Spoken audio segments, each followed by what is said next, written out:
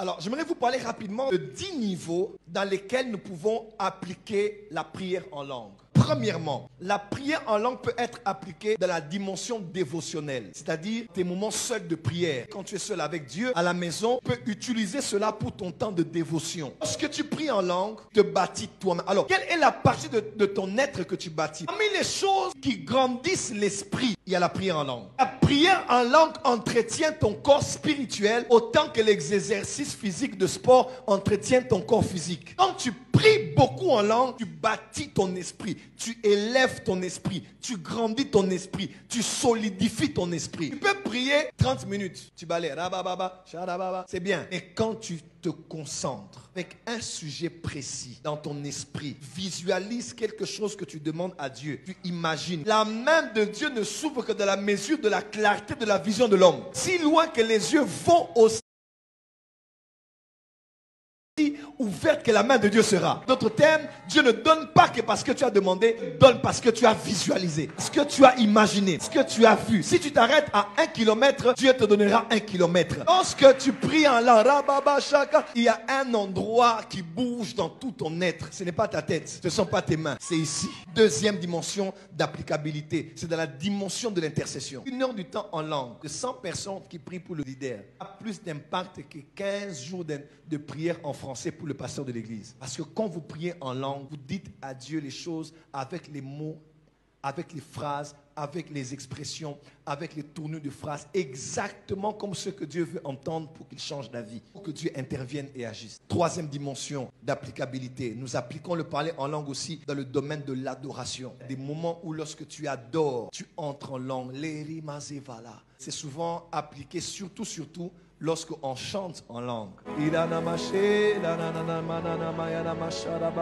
Je chanterai. C'est moi qui chante. Je coule dans la mélodie des paroles en langue que je chante. Dans la dimension de l'adoration, il est important d'adorer Dieu avec ton cœur. Mais à un moment, nos paroles sont limitées. Alors le Saint-Esprit, qui peut décrire le Père mieux que toi, peut couler, faufiler dans tes langues et dans ta mélodie pour adorer Dieu comme aucune parole en Chiluba ne peut l'adorer. Celui qui prie en langue, son intelligence est stérile. Celui qui chante en langue, son intelligence est stérile. Fais taire ta mémoire. Voilà pourquoi le temps est venu et il est déjà là où les vrais adorateurs. Le français n'adore pas en vérité. L'anglais n'adore pas en vérité. Le lingala n'adore pas en vérité. Le mandarin n'adore pas en vérité. Et le temps est arrivé où les vrais adorateurs adoreront le Père en esprit et en vérité. Quatrième, les actions de grâce. La prière en esprit me permet de rendre d'excellentes actions de grâce. Une fois tu veux dire merci à Dieu et ton âme est l'apaisanteur à ton esprit. Tu veux commencer à dire merci à Dieu, tu penses au minerval, tu penses à la session. Mon âme a trop de poids, alors je laisse mon âme. Je ne parlerai plus en français. Maintenant je vais entrer en esprit pour rendre au Père d'excellentes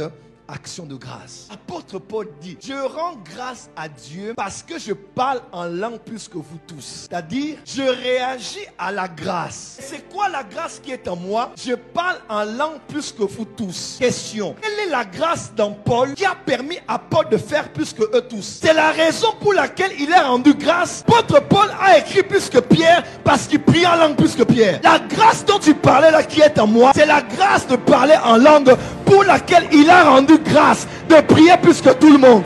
Cinquième dimension, c'est de la dimension du combat spirituel. Et la prière en esprit peut être une arme de combat spirituel. Il y a des moments où lorsque tu es face à des adversités, on n'utilise pas l'épée de l'esprit qui est la parole de Dieu. Utiliser les versets, ça va être trop long. Il y a des langues qui peuvent sortir pendant la guerre. En tout temps, toutes sortes de prières par l'esprit. Il y a des langues qui chassent les démons. Il y a des langues qui repoussent les mauvaises énergies. Sixième dimension d'applicabilité, c'est la dimension de fortifier sa foi. Le contraire de la foi, ce n'est pas le doute. Le contraire de la foi, c'est la peur. Des fois on a peur. Peur du lendemain. Laisse-moi te dire, l'antidote contre la peur, pour bâtir ta foi, c'est la prière en langue. Je suis malade, oui, mais ma bouche ne dira pas ça. Je dirai que je suis guéri. Et quand ma foi bouge à l'intérieur de moi, la prière en langue peut élever ma foi, solidifier ma foi, raciner ma foi, stabiliser ma foi. Je sais que tu as peur pour ton mari. Je sais que tu as peur pour tes enfants. Tu dis, je n'ai pas signé un contrat. Bientôt je vais partir. Quand ta foi est troublée, la ramassopa.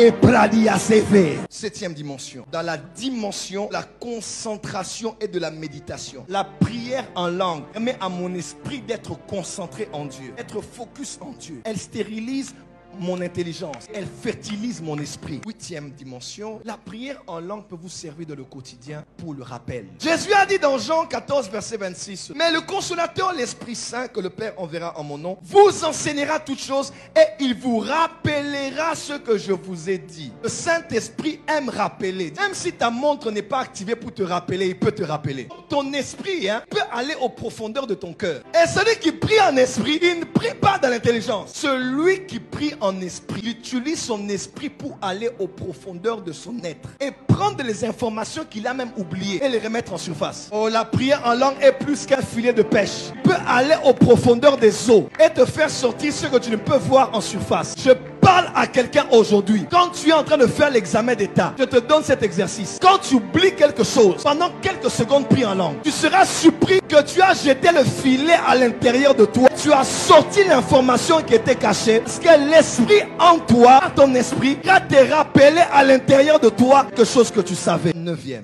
Cette dimension, c'est la dimension dans laquelle nous pouvons contracter le monde angélique. Des êtres qui ne sont pas nés d'hommes et de femmes. Des êtres qui ne peurent pas dans ce faisceau des humains. Pourquoi Dieu a donné aux chrétiens de parler des fois les langues des anges? On parle une langue pour communiquer. L'une des raisons pour lesquelles Dieu a donné aux chrétiens, à un moment quand ils prient en langue, les langues des anges entrent. Parce que Dieu t'a donné une voix que ton intelligence ne peut pas comprendre. C'est la voix pour communiquer avec le monde angélique. En d'autres termes, tu peux prier au Père au nom de Jésus et il le fera. Il y a une voix non conventionnelle pour envoyer les anges, pour parler aux anges. C'est en priant la langue.